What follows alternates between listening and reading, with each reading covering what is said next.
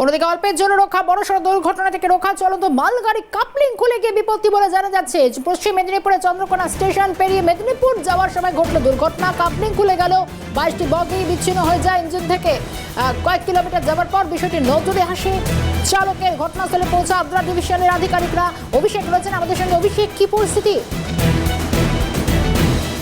একদমই দেখো, অল্পের জন্য বড়সড় ট্রেন দুর্ঘটনা থেকে রক্ষা পেল চলন্ত মালগাড়ির যে বগি যে কাবলিং করে কিন্তু বিপত্তি ঘটেছে। যে জানা যাচ্ছে রবিবার সকালে চন্দ্রকোনা রোড থেকে যে স্টেশন পেরিয়ে খানিকটা এগোতেই কিন্তু যে মালগাড়ির বগির যে কাবলিং, সেই কাবলিং খুলে যায় এবং হচ্ছে প্রায় 22টি বগি ট্রেন থেকে বিচ্ছিন্ন হয়ে যায়।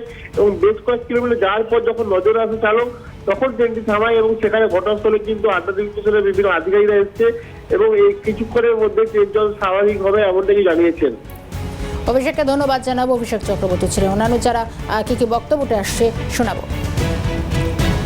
মালগাড়ি তোমার 22টা বগি পেছনে ছেড়ে ইঞ্জিন সমেত 5টা বগি নিয়ে এগিয়ে চলে গেছে। হ্যাঁ, দিয়ে কিছুক্ষণ যাওয়ার পর 5টা বগি কিছুক্ষণ পর আবার স্টেশন থেকে লোক এসে বগি আবার পেছন দিকে নিয়ে গিয়ে মালগাড়ির সঙ্গে জুড়ে ট্রেনটা আবার আগিয়ে নিয়ে যায়। সম্পূর্ণটাই রেলের গাফিলতি। চারিদিকে তো শুনতেই পাচ্ছি, আর চোখের সামনে নিজেদের ঘরের সামনে দেখলাম সকালবেলা ট্রেন ধরতে এসে ট্রেন ঘন্টার পর দাঁড়িয়ে রইলো।